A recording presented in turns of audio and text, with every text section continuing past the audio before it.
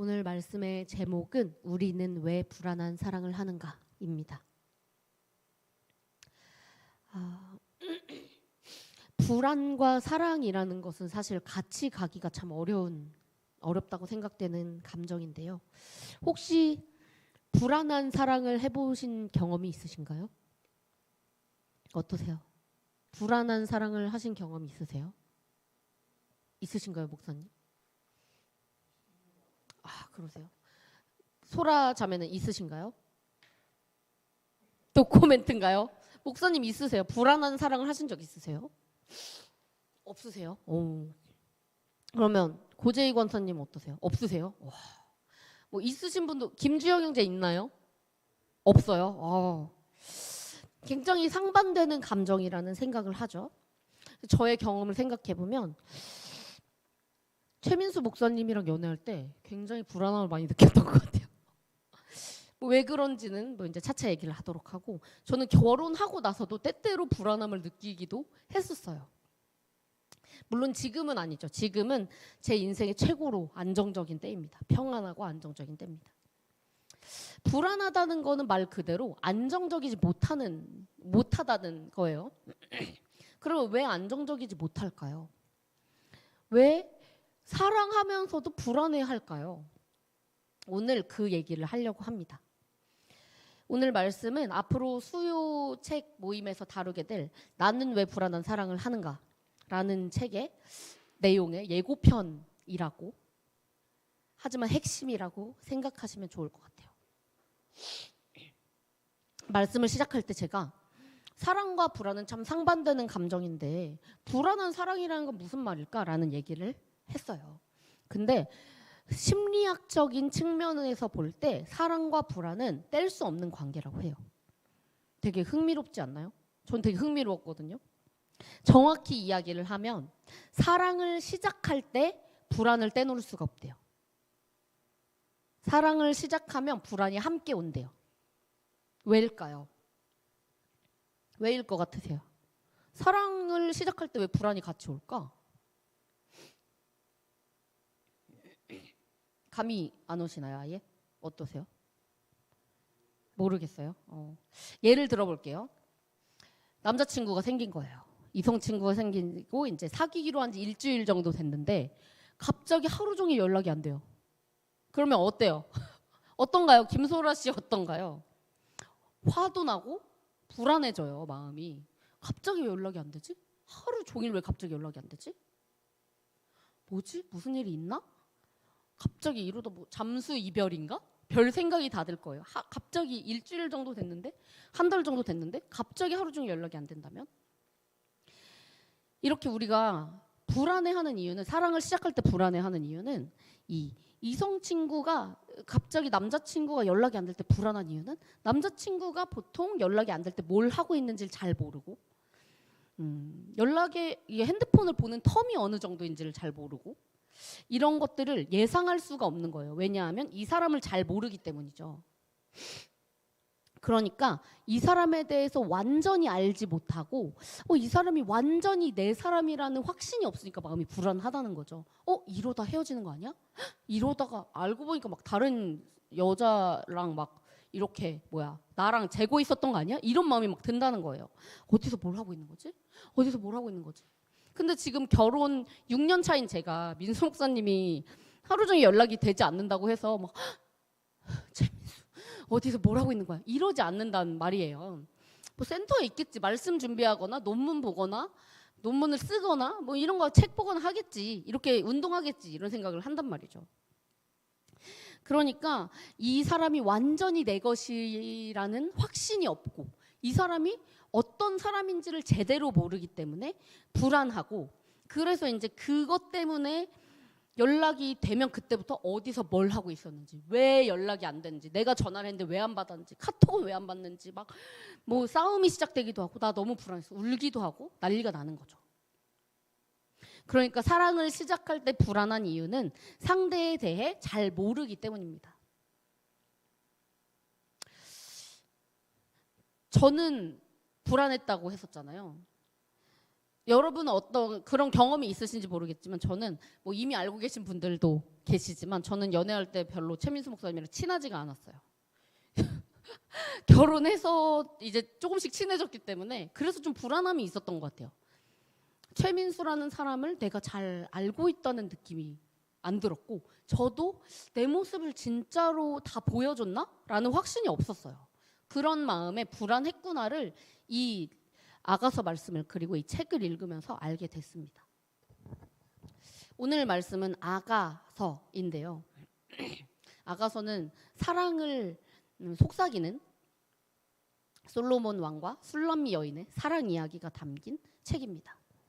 서로에게 속삭이는 사랑의 언어들, 막 너는 너무 잘생겼고 너무 아름답고 사랑스럽고 너의 막 뭐 이제 적나라하게 표현이 다 돼 있죠. 너의 젖가슴은 쌍둥이 노루 같으며 너의 뭐 너는 늘씬하고 키가 크고 막 이런 게 다 이제 묘사가 막 돼 있어요. 그만큼 너무 깊은 사랑을 한다는 이런 내용들이 쓰여 있는 거예요. 그 둘의 관계에 대한 이야기죠. 아가서의 초반을 보면 이제 1장, 2장만 봐도 이제 서로 막 사랑을 막 속삭여요. 너는 이렇고 너는 너무 아름답고 그 술람미 여인도 당신은 배곡같이 곱고 당신의 눈은 보석을 빼다 박은 것 같고 비둘기와 같이 아름다우며 막 사랑을 속삭여요. 그러다가 3장을 보면 이 술람미 여인이 불안해하는 모습을 볼 수 있습니다. 3장 1절부터 4절을 한번 읽어볼까요? 아가서 3장 1절부터 4절입니다.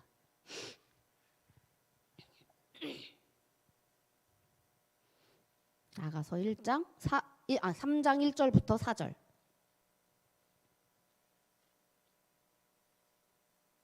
찾으셨나요? 아가서 3장 1절부터 4절. 다 찾으신 줄 알고 우리 합독해서 한번 읽어볼게요. 시작. 내가 밤에 침상에서 마음으로 사랑하는 자를 찾았노라. 찾아도 찾아내지 못하였노라. 이에 내가 일어나서 성 안을 돌아다니며 마음에 사랑하는 자를 거리에서나 큰 길에서나 찾으리라 하고 찾으나 만나지 못하였노라. 성 안을 순찰하는 자들을 만나서 묻기를 내 마음으로 사랑하는 자를 너희가 보았느냐 하고 그들을 지나치자마자 마음에 사랑하는 자를 만나서 그를 붙잡고 내 어머니 집으로 나를 잉태한 이의 방으로 가기까지 놓지 아니하였노라. 이렇게 읽으면 별로 와닿지 않을 수도 있어요. 제가 우리말 성경으로 한번 읽어드릴게요. 밤마다 나는 내 침상에서 내 마음 깊이 사랑하는 그분을 찾습니다. 그러나 그분을 찾을 수 없네요. 이제 일어나 길거리로 광장으로 나가봅니다. 내 마음 깊이 사랑하는 그분을 찾아봅니다. 하지만 그토록 그분을 찾아도 그는 보이지 않네요. 성 안을 순찰하는 파수꾼들을 만나 이렇게 묻습니다. 내 마음 깊이 사랑하는 그분을 못 보셨나요? 그들을 지나치자마자 내 마음 깊이 사랑하는 그분을 만났습니다. 나는 놓칠세라 그분을 꼭 붙들고는 내 어머니의 집으로 내 어머니께서 나를 가지신 그 방으로 들어갔답니다. 어느 날 솔로몬이 술람미의 침실에 들지 않은 거죠. 아가서가 쓰여질 당시에 솔로몬의 왕비가 60명이었어요. 첩이 80명이었어요. 나중에 1000명까지 갔다고 하더라고요. 이때만 해도 그러니까 뭐 이제 술람미 여인이 이제 61번째 부인인 거죠. 말하자면. 60명, 왕비가 60명, 첩이 80명인데 나의 침소로 오지 않아. 술람미 여인의 마음이 어땠을까요?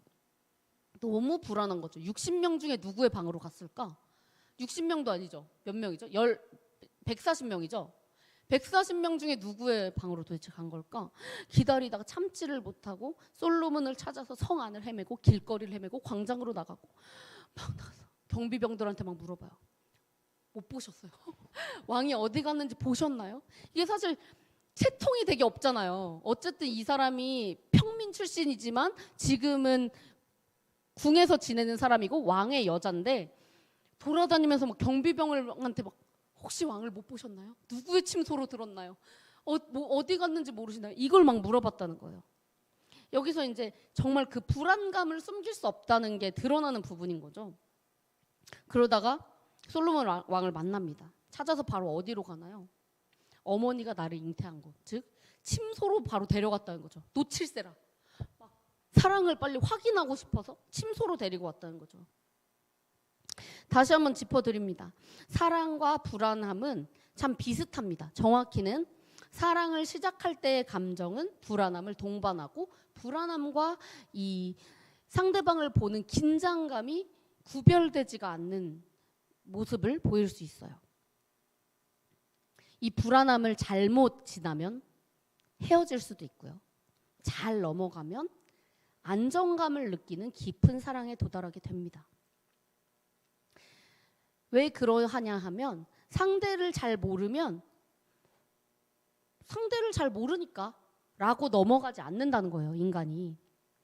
상상하고 재단하고 내 마음대로 생각하고 이런 거 아니야? 저런 거 아니야? 이랬을 거야. 저랬을 거야. 나는 어떡하지? 이렇게 생각하는 것이 우리의 타고난 모습이라는 거예요. 심리학적으로 그렇대요. 그 상상을 하고 불안해하고 그리고 그 불안함 때문에 싸우기도 하고 심지어는 헤어지기까지 할 수도 있다는 거예요. 불안함을 넘어 평안함에 이르기까지, 안정감에 이르기까지 사랑을 해보셨나요? 최영고 목사님 어떠세요? 불안한 사랑을 해보셨다고 하셨는데 불안하다가 이제 안정적인 사랑까지 이렇게 깊은 관계로 가셨나요? 김소라 자매는 어떤가요? 이 불안함에서 안정적인 사랑까지 쭉 깊은 사랑까지 들어갔나요? 그런가요? 또 노코멘트를 한번 또 이렇게 했는데, 그러면 이 불안한 사랑을, 또 안정감 있는 사랑을 하나님과 우리의 관계에 대입을 한번 해보자고요. 하나님과 우리의 관계를 얘기할 때 사랑의 관계에서 참 많이 얘기를 해요. 언약의 관계죠. 이 깊은 사랑의 관계를 혼인에 비유하기까지 합니다. 그러면 생각해 보시길 바랍니다. 하나님과 당신은 불안합니까? 안정적입니까? 하나님이 여러분을 불안하게 하신 적이 있나요? 반대로 여러분은 하나님을 불안하게 한 적이 없으신가요? 이 하나님은 신이니까 불안함을 못 느끼 이런 거 말고 정말 사랑의 관계라고 생각했을 때, 연인의 관계라고, 혼인의 관계라고 하나님과 나를 생각했을 때 하나님을 불안하게 만든 적 없으세요? 또 하나님을 사랑하면서도 불안해한 적 없으세요? 있으세요? 없으세요? 어떠세요? 생각해 보시길 바랍니다. 참 희한해요. 하나님은 우리를 불안하게 만드시는 분이 아니거든요. 늘 한결같이 사랑을 해주시죠. 오히려 더 깊은 사랑으로, 점점 더 깊은 사랑으로, 점점 더 평안함 가운데로, 안전함 가운데로, 안정감 가운데로 우리를 데리고 가시는 분입니다. 그런데 우리는 불안해해요. 하나님의 신실한 신부가 되기를 원한다고 찬양을 고백하고 말씀을 듣고 고백하지만 그 사랑을 불안해합니다. 이제 한술 더 떠서 그 한결같은 하나님을 내가 불안하게 만들어요. 이랬다가 저랬다가 하나님의 신부 되길 원합니다 했는데 내일은 전혀 하나님을 모르는 사람처럼 행동하고, 연인이라고 생각을 해보세요. 어제는 사랑해, 너무 사랑해, 너밖에 없었는데 오늘은 하루 종일 연락이 없어. 이렇게 뭔가 하나님한테 계속 불안함을 준다는 거예요. 한결같지 않다는 거예요. 하나님이 예상할 수 없게 행동을 한다는 거예요. 그게 우리들의 모습이라는 것입니다. 정말로 하나님과 사랑의 관계에 들어갔다면, 물론 불안한 사랑 가운데, 불안함과 사랑 가운데에서 다툼은 일어날지라도, 내 안에 고민은 있을지라도 점점 더 깊어지고 하나님을 점점 더 잘 알게 되고 하나님 앞에 또 나를 솔직하게 다 드러낼 수 있게 되고 편안해져야 정상인데, 예수를 1년 믿었든 10년 믿었든 이런 거랑은 상관이 없는 것 같아요. 모태신앙이고 평생을 신앙생활을 했어도 아직도 연애 초처럼 불안하게 하고 하나님을, 내가 불안해하는 일들이 우리 안에서는 계속해서 일어난다는 겁니다. 제가 한번 왜 그런가 생각을 해봤어요. 이건 제 개인의 의견이지만 저는 이게 맞다고 생각합니다. 어느 정도는. 뭐냐면 좀 우리나라의 기독교 문화가 좀 그런 것 같아요.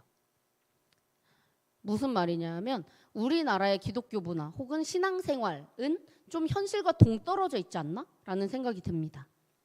교회에서의 예배, 기도, 대화, 교회 사람들과의 대화, 그리고 교회 밖에서 만나는 사람들과의 대화나 교회 밖에서 하는 행동들이나 교회 밖에서 쓰는 언어들이나 생각들이 이어지지가 않고 별개처럼 여겨진다는 거예요.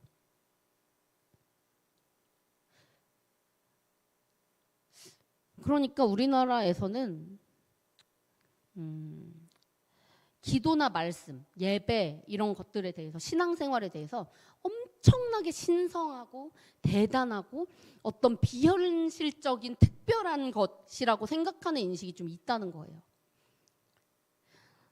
이런 거죠. 수련회 때 막 소리치면서 찬양하고 부르짖으면서 기도하고 2박 3일, 3박 4일 목이 다져가지고 잘 가!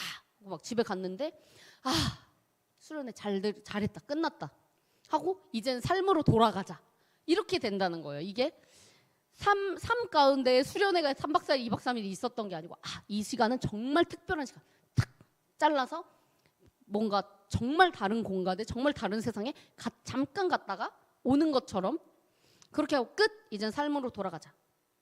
이렇지 않나요? 그렇다면 이제는 그 생각을 버리시길 바랍니다. 그런 신앙생활의 습관을, 문화를 버리시길 바랍니다. 더 이상 하나님을 불안하게 하지 마세요. 이런 거죠. 하나님이 얘가 교회에서는 이렇게 얘기했는데 다른 데서는 왜 이러지? 얘가 내 뜻대로 살기를 원한다고 했는데 나밖에 없다고 했는데 왜 유튜브 안에 계속 거하지?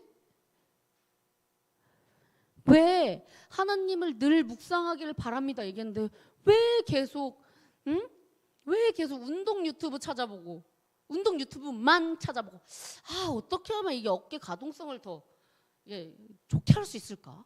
어떻게 하면은 좀 더 이렇게 무게를 더 칠 수 있을까? 왜 그런 것만 계속 고민을 하지?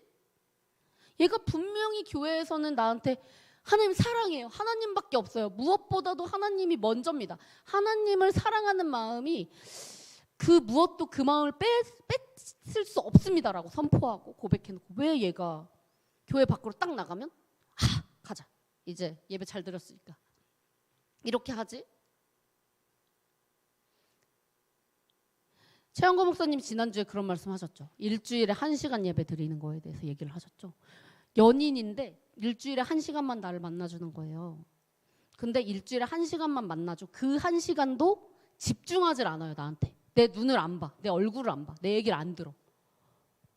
그러고 일주일 내내 연락 한 통이 없어. 그러다 또 일주일 뒤에 만나. 그럼 또 사랑해요. 당신밖에 없어. 나는 너밖에 없지. 또 일주일 동안 연락이 하나도 없어. 어디 간지 깜깜무소식이야. 이런 삶을 우리가 살고 있다는 겁니다.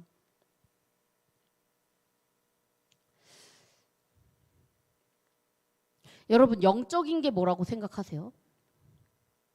영적인 거, 성스러운 거, 혹은 신비로운 거, 어떤 특별한 거? 그게 아닙니다. 영적인 거, 영적이라는 것은 아주 현실적이고 굉장히 치열한 거라고 우리는 생각을 해야 됩니다. 여겨야 합니다. 그런 얘기 많이 하잖아요. 우리 목사님 영성이 정말 대단하셔. 그 목사님 정말 영성이 영빨이 세셔. 기도빨이 세셔. 이런 얘기 많이 들어보셨을 거예요. 그 말 속에는 역시 목사님은 나랑은 달라. 목사님은 정말 특별한 분이야. 그분은 정말 특별한 분이야. 이런 의미가 담겨 있는 거잖아요. 근데 잘 생각해 보세요. 그 목사님이 선택받은 사람인가?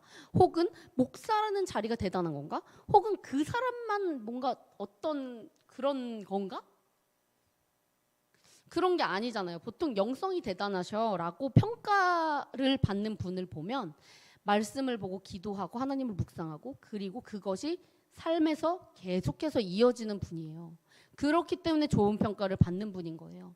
어떤 그분 진짜 대단해. 이게 진짜 대단한 게 아니고 그냥 삶에서 계속 이어지는 모습이 그만큼 흔치 않기 때문에 그렇게 삶에서 계속 이어지는 사람을 보고 우리는 대단하죠 라고 여긴다는 거죠. 그런데 우리는 누구나 그렇게 될 수 있습니다. 그리고 누구나 그렇게 되어야 합니다. 사랑을 시작할 때 불안한 이유가 뭐라고 했죠? 상대를 잘 모르기 때문에. 그러면 상대를 불안하게 하는 원인은 뭘까요? 상대를 불안하게 하는 원인. 상대에게 나를 다 드러내고 싶지 않은 마음이겠죠. 혹은 이 사람한테 모든 걸 다 바친다. 뭐 이 사람이 나한테 다 주는구나. 이 사람이 나한테 100% 그냥 자신을 던졌구나. 아, 이 사람 내 사람이구나, 내 것이구나라는 확신을 주지 못하기 때문에 상대방을 불안하게 하는 거겠죠.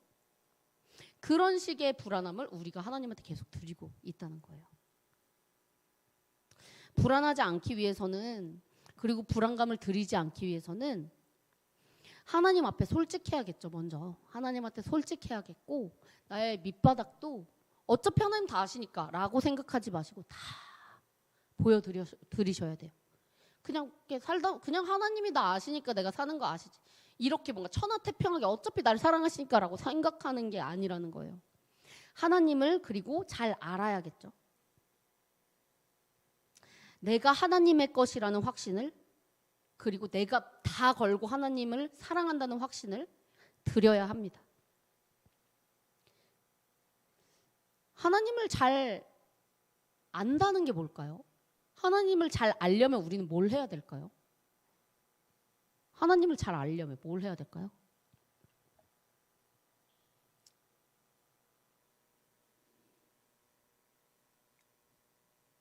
너무 잘 알고 있죠, 사실.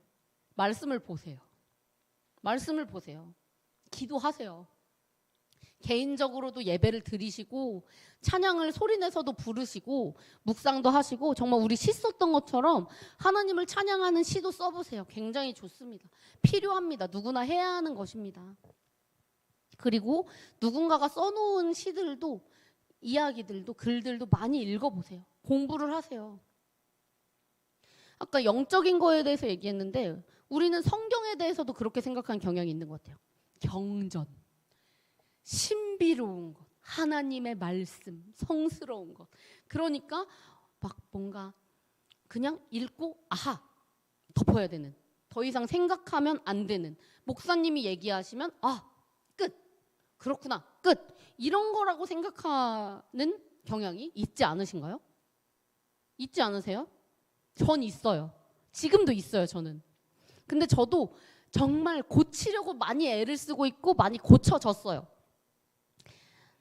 무슨 얘기가 어떻게 쓰여 있는지, 성경 안에 무슨 얘기가 어떻게 쓰여 있는지, 이 버전 저 버전의 성경을 오가면서 같은 말씀이 어떻게 표현이 돼 있고 어떻게 번역이 돼 있는지 뜯어봐야 돼요. 하나하나 뜯어보고 그때의 상황, 그때의 그 시절의 그 나라의 문화, 이런 것들을 공부하면서 알아가야 하는 거예요.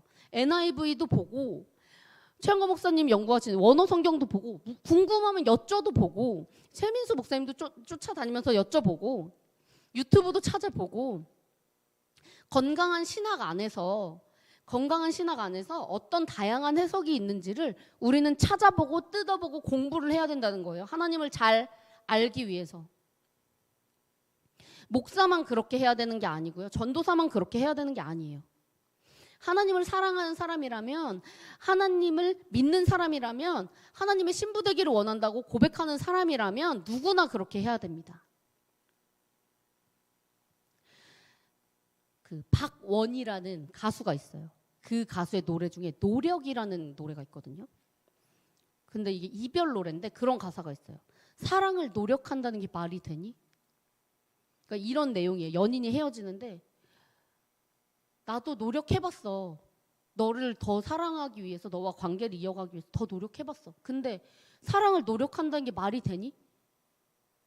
나는 너를 더 이상 사랑하지 않아서 떠날 수밖에 없어. 이런 내용이에요. 근데 전 틀렸다고 생각해요. 저는 끊임없이 노력해야 된다고 생각해요. 최민수 목사님 저를 위해 노력하지 않으세요? 저는 최민수 목사님 위해서 노력해요. 저희 부모님을 위해서 노력해요. 사랑은 끊임없이 노력을 하는 거예요. 노력이 없이는 사랑이 이어질 수가 없어요. 관계가 이어질 수가 없어요. 끊임없이 하나님을 알아가기 위한 노력, 나를 보여주기 위한 노력, 하나님이 이 사람이 어떻게 내가 되기를 바랄까? 그런 얘기들을 하잖아요. 이 사람한테 어울릴 법한 더 근사한 남자가 되고 싶어. 뭐 이런 얘기들을 하잖아요. 그거예요. 하나님한테 어울릴 법한 신부가 되기 위해서 우린 계속 노력을 해야 되는 거예요. 그 관계를 위해서요.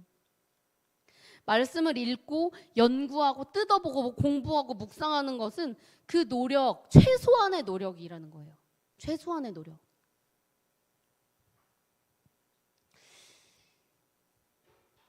말씀을 읽으면서 나에게만 주시는 이야기를 한번 찾아보시길 바랍니다. 제가 금요 예배 말씀을 처음 준비할 때 너무 부담이 되는 거예요. 나는 뭐 대학원도 안 나왔고 나는 뭔가 전 자격이 없다고 생각을 했거든요. 말씀을 전하는 데 있어서 자신도 없고, 그러니까 정말 그렇게 생각하죠. 목사님만 할 수 있는 일 아니야? 목사님만 할 수 있는 일인데 내가? 나를? 뭐 이런 거죠. 또 두 분의 목사님 앞에서 말씀을 전하려니 얼마나 부담이 됐겠어요. 근데 그때 최한건 목사님이 저한테 그런 얘기를 하셨어요. 하나님이 너한테만 주시는 말씀이 뭔지를 생각해봐. 너만 할 수 있는 이야기를 생각해봐. 이런 얘기를 하셨거든요. 그 조언해 주신 게 저한테 굉장한 도움이 됐습니다.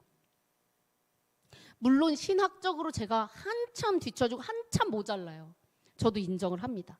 근데 분명히 말씀을 계속해서 읽다 보면 누구에게나 어떤 나한테만 보여주시는 게 있어요. 그러니까 우리는 말씀을 계속 읽으면서 하나님이 나한테 어떤 것에 집중을 하게 하시는지, 어떤 이해와 어떤 영감을 주시는지를 느끼고 생각해 보는 것. 그렇게 읽어야 하는 것입니다. 성경은. 그게 진짜 하나님을 사랑하는 방식이고 진짜로 하나님을 알아가기 위한 최소한의 노력인 거죠. 그런 방식으로 말씀을 읽었을 때 그때야 비로소 진짜 연인의 관계처럼 나랑 하나님 둘만 아는 이야기가 생기는 거예요. 노아가 방주에 탔다는 얘기는 예수 안 믿는 사람들도 알아요. 근데 노아가 행복했을까? 불행하지 않았을까? 라는 얘기는 하나님이 저한테만 해주신 얘기거든요. 이런 얘기들이 생겨야 된다는 거예요. 꼭 목사라서 전도사라서가 아니고 모든 사람들한테 그게 있어야 된다는 거예요. 아가서에 쓰여있는 솔로몬과 술람미 여인이 서로 사랑을 속삭이는 이런 고백들. 하나님이 나한테만 너무 사랑한다. 너 이렇고 너는 정말 눈에 보석을 반 것 같아. 소라야, 네 단발머리가 너무 예쁘고 네 앞머리가 너무 귀엽고, 이런 사랑의 고백들. 하나님 저 진짜 너무 사랑해요. 하나님 제가 오늘 이런 말씀 보면서 이런 깨달음 주셔서 감사해요. 근데 보편적인 것들이 아니더라도 나한테만 주시는 어떤 특별한 것, 그 얘기가 있어야 진짜 하나님이랑 깊은 관계로 들어가는 거지. 그게 없으면 그냥 계속 불안함만 주고 불안함을 느끼는 관계밖에는 안 된다는 거죠. 너무 정해진 대로만 생각하지 마세요. 저는 그럴 필요가 없다고 생각해요. 물론 건강한 신학은 우리가 지켜야 합니다. 뭐 잘못하다 이단에 빠지기도 하잖아요. 그래서 하지만 건강한 신학 안에 있다면 말씀을 그냥 듣는 대로 아멘만 해서는 절대 안 됩니다. 진짜 그런가? 정말 그런가? 다른 여지는 없나? 이 사람은 왜 그렇게 됐을까?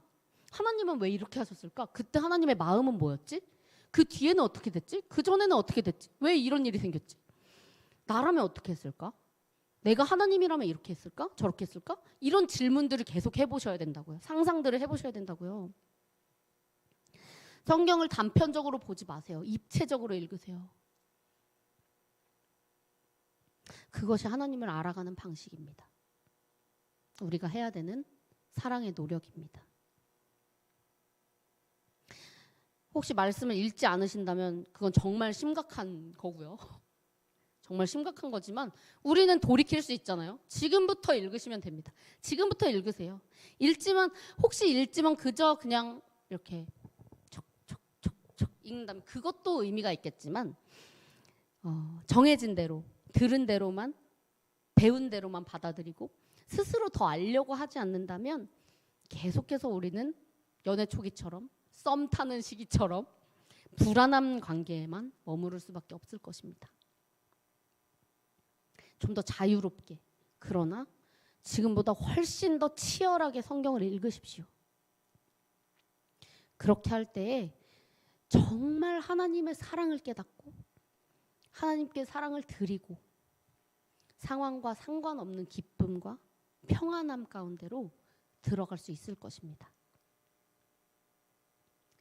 그렇게 우리 모두가 되기를 바라고, 또 저는 언제든지 목사님 이건 이렇지 않나요?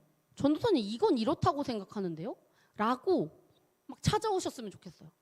근데 목사님 저는 다르게 생각합니다.